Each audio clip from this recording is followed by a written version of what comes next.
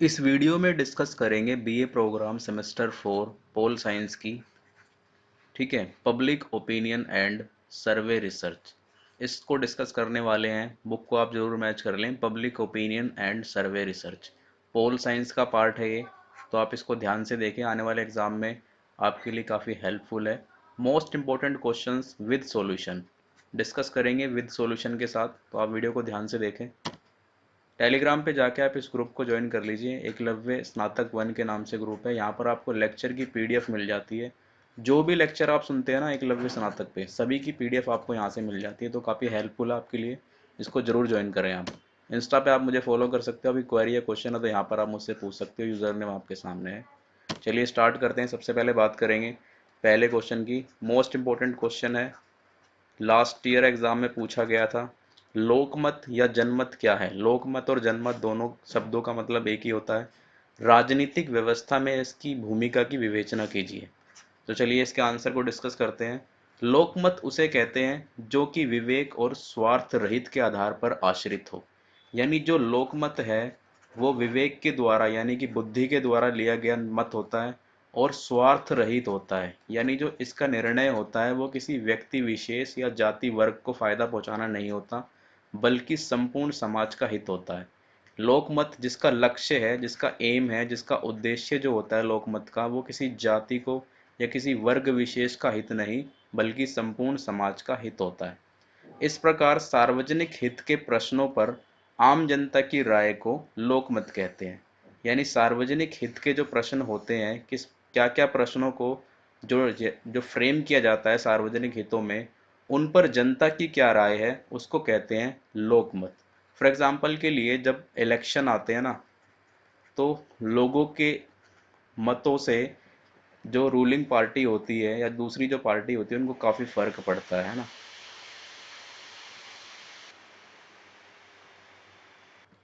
उस समय जो है लोगों के मत का बहुत ध्यान रखा जाता है, लोगों के ओपिनियन का ध्यान रखा जाता है कि लोगों का क्या ओपिनियन है ना। और जो लोग हैं, भारत एक लोकतांत्रिक देश है। भारत के अंदर जो नेता चुनने का जो प्रावधान है वो मत के द्वारा यानी कि वोट डाल करके आप अपने नेता को चुनते हैं।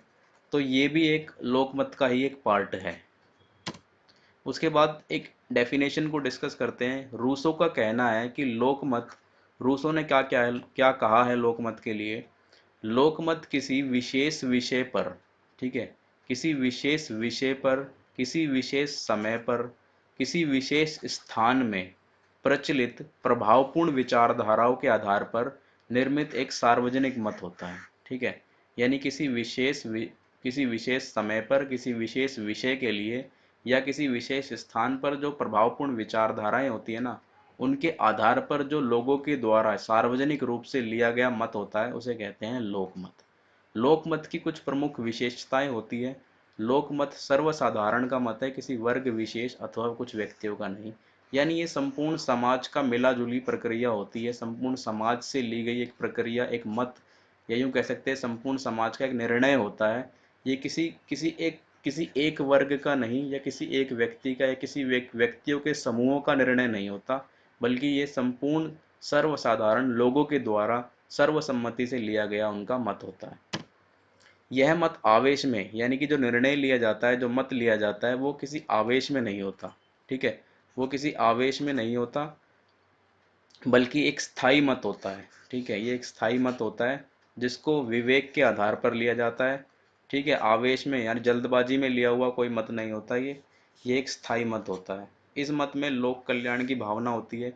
लोक कल्याण यानी कि पूरे समाज की भावना इसके अंदर जुड़ी हुई होती है। किसी व्यक्ति विशेष को इसके अंदर फायदा नहीं पहुंचाया जाता, बल्कि पूरे समाज की क्या नीड है उस समय, समाज की क्या जरूरत है, समाज का कल्याण किसके हित में है, इसको ध्यान में रख करके लोकमत जो है दिया जाता है। लोकमत ना तो बहुसंख्यक मत है ना एक मत है। इसे बहुसंख्यकों का मत केवल इस अर्थ में कहा जाता है, इसमें अल्पमत द्वारा बहुमत के निर्माण के औचित्य की स्वीकृति निहित होती है। यानी अल्पमत के द्वारा बहुमत का निर्माण किया जाता है इसके अंदर। ठीक है, तो यहाँ से आप समझ पा रहे होंगे। अब लोकमत की क्या भूमिका है राजनीति व्यवस्था में। देखिए, लोकमत की ना महत्वपूर्ण भूमिका है राजनीतिक व्यवस्था में। यानी लोगों का मत ही तो है लोकमत क्या है? जो पूरा समाज है उसका मत, जो पूरा समाज है उसका निर्णय, लोगों का निर्णय। तो लोगों का निर्णय, लोगों समाज का जो निर्णय है, समाज का जो मत है, वो राजनीतिक में अपनी महत्वपूर्ण भूमिका निभाता है। यदि सरकार मनमानी करने का प्रयत्न कर रही है, यानी कि जो रूलिंग पार्टी है मान लो, वो मनमानी कर रही है, अपने मनमाने ढंग से रूल बना रही है, अपने मनमाने ढंग से सत्ता चला रही है, जनता का ध्यान नहीं रख रही, तो लोकमत के द्वारा शासन की निरंकुशता पर नियंत्रण रखने का कार्य किया जाता है। यानी कि मतदान के समय उस सरकार को गिराने की जो हिम्मत है वो किसमें है? वो लोगों में ही तो है। तो लोगों के द्वारा जो रूलिंग पार्टी होती है ना, उसको कंट्रोल किया जाता है।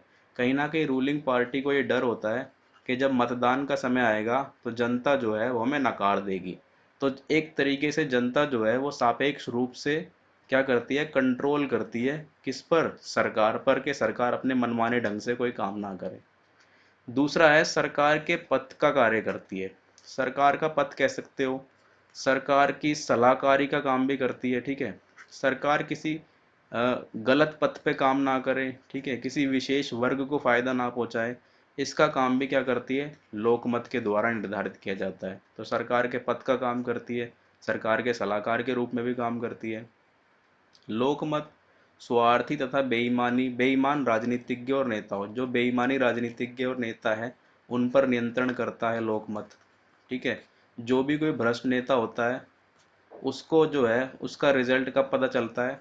जब चुनाव होते हैं। तो जो भ्रष्ट नेता है ना, उस पर नियंत्रण का काम करता है लोकमत। जो बेईमान राजनीतिज्ञ है उस पर लोकमत काम नज़र बनाए रखता है और समय आने पर उस पर उसको रिजल्ट भी देता है। ठीक है, विभिन्न संस्थाओं को कर्तव्य पालन की चेतावनी देता है। कार्यपालिका है, न्यायपालिका है। कार्यपालिका के अंदर दुनिया भर के विभाग आते हैं। ठीक है, यदि वो अपना काम ठीक से नहीं कर रहे हैं तो लोग ही तो है जो उनको ठीक प्रकार से बताएंगे कि आपको ये कार्य इस प्रकार से करना है, आपको ये कार्य इस प्रकार से नहीं करना चाहिए। तो कर्तव्य पालन की चेतावनी भी देता है लोकमत, यानी किस प्रकार से कर्तव्य का निर्वहन किया जाना है, इसकी चेतावनी कौन देता है? लोकमत देता है। नागरिकों के अधिकार, ठीक है, नागरिकों के अधिकारों की रक्षण करना, ये भी काम किसका है? लोकमत का काम है। नागरिकों की स्वतंत्रता की रक्षा करना, ठीक है, इस ये काम किसका है? लोकमत का है। तो लोकमत जो है महत्वपूर्ण भूमिका निभाता है राजनीति व्यवस्था में अपनी।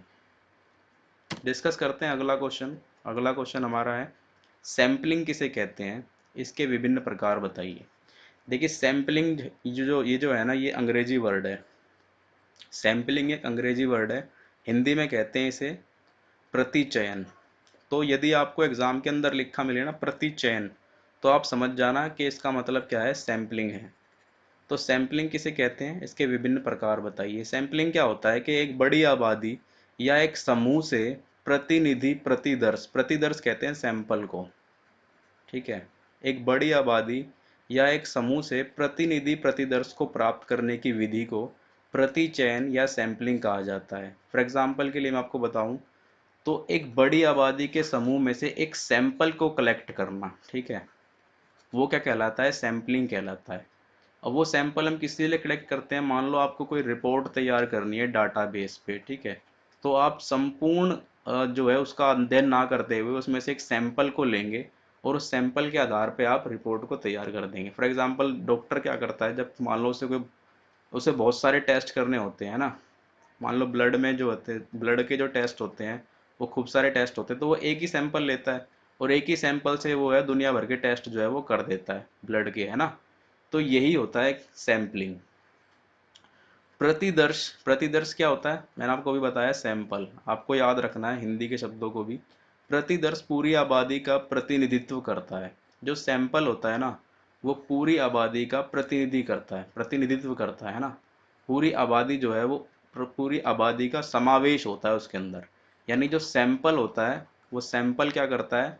उस पूरी आबादी का प्रतिनिधित्व करता है। ठीक है, एक तरीके से ये कहते हो कि उसको उसका जो नेतृत्व का जो काम कर रहा है ना, वो सैंपल कर रहा है उसके नेतृत्व का काम।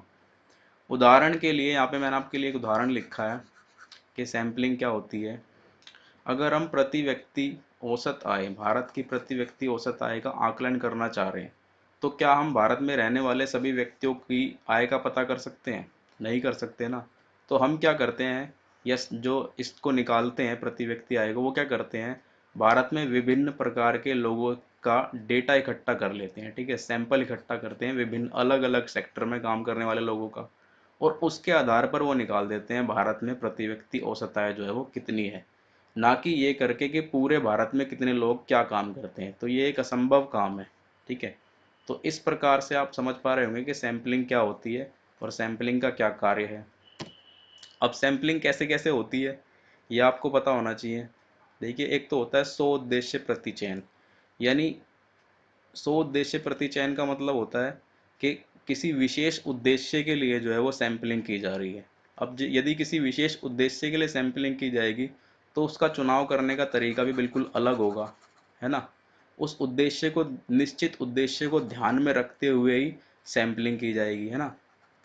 फॉर एग्जाम्पल के लिए मान लो कोई स्पेशल रिपोर्ट आपको तैयार करनी है, तो और उसका उद्देश्य भी स्पेशल है, तो आप स्पेशल चीज़ों को ही कलेक्ट करोगे, है ना। इसे कहते हैं सौ उद्देश्य प्रतिचयन की प्रक्रिया। अगली होती है सरल यादृच प्रतिदर्श प्राप्त करने के कई तरीके हैं। सरल यादृच या यूं कह सकते हो कि जो लॉटरी, एक तरीके से लॉटरी प्रणाली, यहाँ से भी आप सैंपलिंग कर सकते हो, ठीक है। लॉटरिंग प्रणाली के द्वारा भी सैंपलिंग की जाती है। यहाँ पे क्या होता है कि बिना किसी उद्देश्य को, बिना किसी टेक्निक के जो है वो सैंपलिंग की जाती है। रैंडमली जो है वो डेटा को कलेक्ट किया जाता है और इसके हिसाब से फिर क्या की जाती है, सैंपलिंग की जाती है। यानी रैंडमली डेटा को कलेक्ट करना, सैंपलिंग करना, ये एक लॉटरी प्रणाली भी कहलाती है, इसे लॉटरी प्रणाली भी कहते हैं। तीसरा होता है स्त्रीकृत प्रतिचयन। स्त्रीकृत यानी कि होता है स्तरीकृत, ठीक है, स्तरीकृत, स्तर के अनुसार। इसमें क्या होता है कि कुछ लक्षणों के आधार पर जनसंख्या को समूह में बांटा जाता है, ठीक है। अलग अलग लक्षणों के आधार पर अलग अलग जनसंख्या के समूह बना लिए जाते हैं। फिर प्रत्येक समूह के भीतर एक संभावना प्रतिदर्श का चयन किया जाता है। फिर प्रत्येक समूह में क्या देखते हैं हम कि जो एक संभावना बनी होती है ना, उसके आधार पर उस अलग अलग समूहों से अलग अलग सैंपलों को कलेक्ट किया जाता है, ठीक है। अलग अलग सैंपलों को कलेक्ट करके फिर सैंपलिंग की जाती है। तो यहाँ से आप समझ पा रहे होगे ये तीन तरीके होते हैं, ठीक है, सैंपलिंग के। अगले क्वेश्चन की बात करते हैं। ये क्वेश्चन भी इससे ही जुड़ा हुआ है कि सैंपलिंग में किस प्रकार की त्रुटि होती है या किस प्रकार की गलतियां, त्रुटि कहते हैं गलतियों को, ठीक है। तो किस किस प्रकार की गलतियां जो है सैंपलिंग करते समय हो सकती है या होती है, उसका वर्णन करो। तो सबसे पहला तो है इसके अंदर मूल त्रुटि, ठीक है। मूल त्रुटि क्या होता है? मूल त्रुटि होता है, ये वह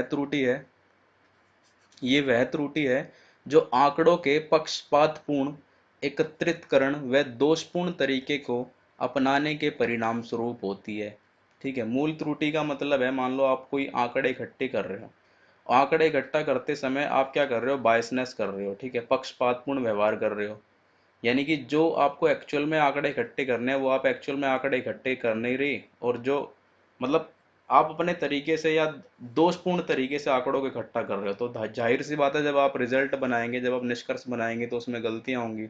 तो ये मूल त्रुटि होती है। जैसा कि आंकड़े एकत्रित करते समय सूचनाओं का एकत्रीकरण पक्षपातपूर्ण करना, दोषपूर्ण प्रश्नावली का होना आदि। क्योंकि यदि दोषपूर्ण प्रश्नावली अथवा सूचना एकत्रित करने या देने में पक्षपातपूर्ण रवैया अपनाया जाएगा तो इसमें त्रुटि संभव है ना। ऐसा होता है कि बहुत सारी जो कंपनियां है ना, वो ऐसा डेटा कलेक्ट करवाती है, जानबूझ के ऐसा करवाती है जिसमें कि पक्षपात किया जाता है, ठीक है। और आजकल ये काफ़ी प्रचलित भी है, वो पक्षपात किया जाता है जिससे कि जो रिजल्ट निकल के आता है ना, वो रिजल्ट क्या होता है, वो दोषपूर्ण होता है, वो त्रुटि होती है उस रिजल्ट के अंदर। लेकिन वही रिजल्ट जो है वो जनता के समक्ष जो है प्रस्तुत कर दिया जाता है। तो ये कह सकते हो कि ये एक तरीके से बनावटी बनावटी सैंपलिंग होती है ना, ये कह सकते हो आप इसको। दूसरा है जोड़ तोड़ त्रुटि। जोड़ तोड़ त्रुटि में क्या आता है, एरर ऑफ मैनिपुलेशन। ऐसी त्रुटि जो गणना, माप, माध्यमों या प्रतिशत के गलत प्रयोग करने के फलस्वरूप होती है। यानी कि मान लो जब आपने डेटा इकट्ठा किया, ठीक है, उस समय जब आपने डेटा को गणना की, डेटा की, उसमें गलत कर दिया आपने, ठीक है। आपने प्रतिशत का गलत यूज़ कर लिया, ठीक है, माप का गलत यूज़ कर लिया आपने, तो फिर क्या होगा, रिजल्ट जो है वो गलत मिलेगा आपको। तो ये कहलाती है जोड़ तोड़ त्रुटि। तीसरी है अपर्याप्तता के कारण त्रुटियां। अपर्याप्त, एरर ऑफ इन एडुकेंसी, ठीक है। जब एकत्रितकरण या सांख्यिकी विश्लेषण हेतु अपूर्ण सूचनाएं प्राप्त होती है। ठीक है, अपूर्ण सूचनाएं जब आपको मिलती है, जब भी आप कोई डेटा कलेक्ट करने के लिए जाते हो, जब भी आप कोई विश्लेषण के लिए, सांख्यिकी विश्लेषण के लिए डेटा कलेक्ट करते हो, तो आपको जो सूचनाएं मिलती है वो अधूरी मिलती है। ठीक है, अधूरी सूचना मिलती है। तो ऐसे में क्या होता है, ऐसे में आपकी रिपोर्ट जो है वो गलत तैयार हो सकती है। तो अपूर्ण सूचनाएं अगर यदि आपको मिलती है, अपर्याप्त सूचना यदि आपको मिलती है, तो ये सीधी सी बात है, ये एक त्रुटि का कारण बनती है सैंपलिंग में, है ना। लास्ट इसके अंदर है निर्वचन संबंधी त्रुटियां। अब ये क्या है, ये है विश्लेषित आंकड़ों से निष्कर्ष निकालते समय त्रुटि होना। जब आपने जो आंकड़े इकट्ठे कर लिए हैं, ठीक है, फिर आप उसके बाद क्या कर रहे हो, निष्कर्ष निकाल रहे हो, समरी बना रहे हो उसकी। और समरी बनाते समय जब आपसे त्रुटियां होती है, जब गलतियां होती है, तो इसे क्या कहते हैं, निर्वचन संबंधी त्रुटियां। तो ये कुछ प्रकार की त्रुटियां जब सैंपलिंग करते समय आपके समक्ष जो है आती है। इसके बाद डिस्कस करते हैं अगले क्वेश्चन को, एक अच्छी प्रश्नावली की क्या विशेषताएं हैं। ठीक है, एक अच्छी प्रश्नावली की क्या विशेषताएं हैं, प्रश्नावली किस प्रकार की होनी चाहिए, ये भी कह सकते हो आप इसको, कि एक अच्छी प्रश्नावली किस प्रकार की होनी चाहिए, इस क्वेश्चन को भी कवर करता है ये। तो एक अच्छी प्रश्नावली की क्या विशेषताएं होती है, सबसे पहले देखिए प्रश्नावली के महत्व के प्रश्नावली के प्रारंभ में स्पष्ट रूप से बता देना चाहिए या लिख देना चाहिए। यानी प्रश्नावली का क्या महत्व है, जो प्रश्नावली आप विद्यार्थी के सामने या किसी के भी सामने रख रहे हैं, उसका महत्व क्या है, ये आपको या तो लिख देना चाहिए या फिर बता देना चाहिए कि इस प्रश्नावली का क्या महत्व है। उसके बाद प्रश्नों का संबंध शोध विषय से सीधा एवं स्पष्ट होना चाहिए ताकि उत्तर सही मिल सके। जो भी प्रश्न आपके सामने रखे हैं, उस प्रश्नों का जो संबंध है वो सीधा और स्पष्ट होना चाहिए। ऐसा ना हो कि प्रश्न को घुमा फिरा कर पूछा गया हो, जिससे कि जो उत्तर देने वाला है वो घूम जाए, वो उसका सही उत्तर ना दे पाए। तो प्रश्नावली का जो प्रश्नों का जो संबंध होता है वो सीधा और स्पष्ट होना चाहिए। प्रश्नावली की लंबाई कम होनी चाहिए, यानी जितना हो सके उतना प्रश्न को जो है वो शॉर्ट में पूछना चाहिए, ना करके लॉन्ग में। अर्थात प्रश्नों की संख्या बहुत अधिक नहीं होनी चाहिए। और कोशिश ये होनी चाहिए कि जो भी आप क्वेश्चन पेपर फ्रेम कर रहे हो, उनमें क्वेश्चन सटीक और सीधे पूछे जाएं। ऐसा ना हो कि आपने 20 क्वेश्चन पूछ लिए लेकिन आपका उद्देश्य 20 क्वेश्चन के अंदर भी पूरा नहीं हुआ। तो आप कम से कम क्वेश्चंस के अंदर अपना ज़्यादा से ज़्यादा कंटेंट आप जो है वो पूछ सकें। तो प्रश्नावली जो है वो लंबाई उसकी कम होनी चाहिए प्रश्नों की, और ज़्यादा नहीं होनी चाहिए प्रश्नों की संख्या। उसके बाद बहुत अधिक प्रश्नों वाले प्रश्नावली के सही उत्तर नहीं मिल पाते। यदि आप देखिए बहुत अधिक प्रश्न है ना, मान लो बहुत सारे प्रश्न आपने पूछ लिए हैं, तो उनके सटीक उत्तर मिलना बहुत मुश्किल हो जाता है। तो इसीलिए जो है वो प्रश्नों की संख्या कम रखो और सटीक रखो, जिससे आपको सटीक उत्तर मिल सके कम प्रश्नों के अंदर। प्रश्न की शब्दावली स्पष्ट एवं सरल होनी चाहिए। जो आप प्रश्न पूछ रहे हो उसके अंदर जो शब्दों का चयन है ना, वो स्पष्ट होना चाहिए, स्पष्ट होना चाहिए और सरल हो। जितना सरल होगा उतना ही उत्तर देने वाले को समझ में आएगा। तो शब्दों का चयन ऐसा होना चाहिए जो सरल और स्पष्ट हो, जिससे प्रश्न उत्तर देने वाले को जो है वो अच्छे से समझ में आ सके।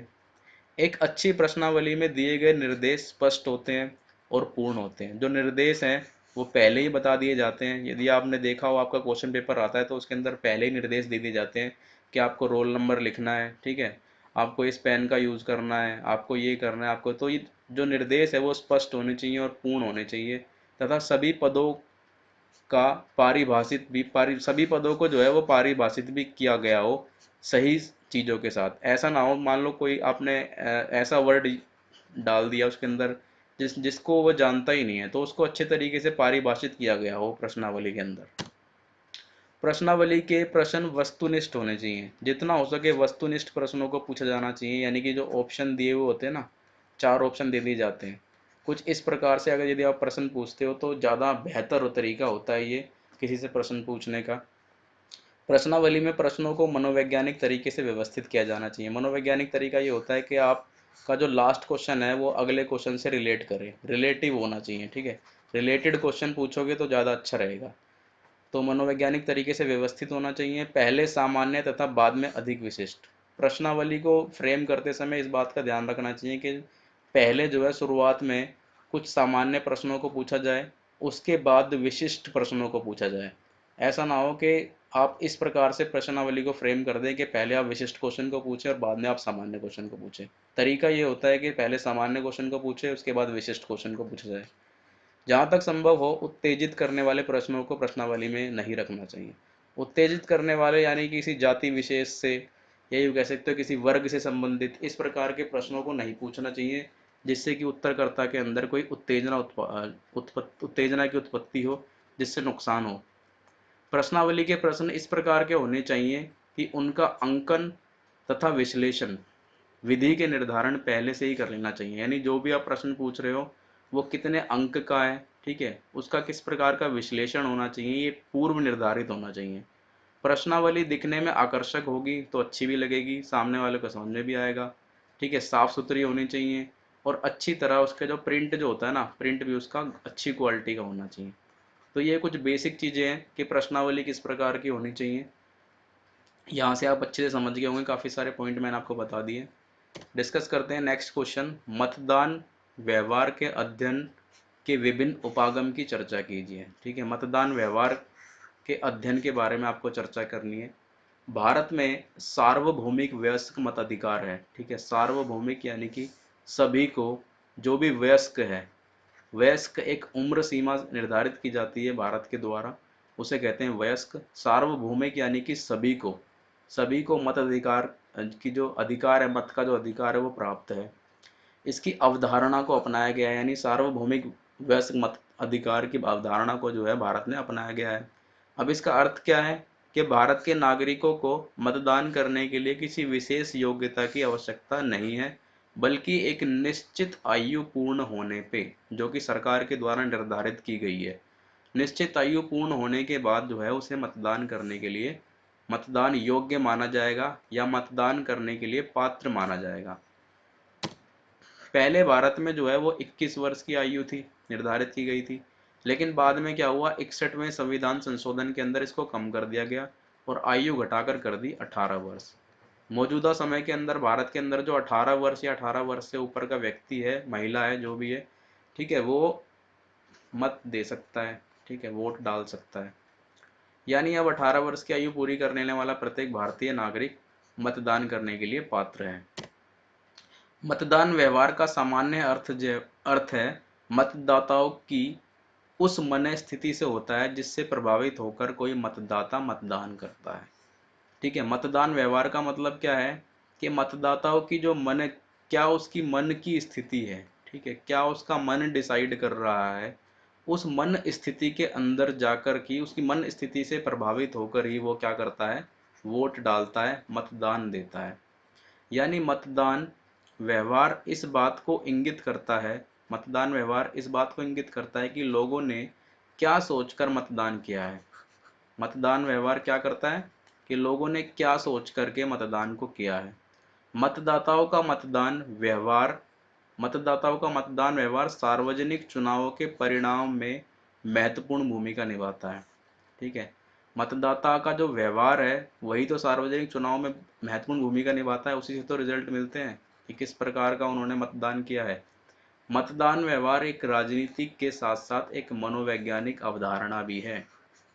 तो ये आपको समझ में आ रहा होगा। यहाँ से मतदान व्यवहार के माध्यम से राजनीतिक समाजीकरण, पॉलिटिकल सोशलाइजेशन होता है। ठीक है, राजनीतिक समाजीकरण होता है, यानी कि जो भी मतदाता है वो राजनीति में अपनी भूमिका को प्रदर्शित कर पाता है, उसका समावेश हो पाता है, राजनीतिक सोशलाइजेशन उसका हो पाता है। ठीक है, इसकी प्रक्रिया को समझने में सहायता मिलती है। किसको सहायता मिलती है? मतदाताओं को यह समझने में सहायता मिलती है। मतदान व्यवहार के माध्यम से इस बात की जांच की जा सकती है कि लोगों के मन में लोकतंत्र के प्रति क्या धारणा है। ठीक है, मतदान व्यवहार ये बताता है कि जो लोकतंत्र है उसके प्रति जो लोगों की धारणा है वो कैसी धारणा है।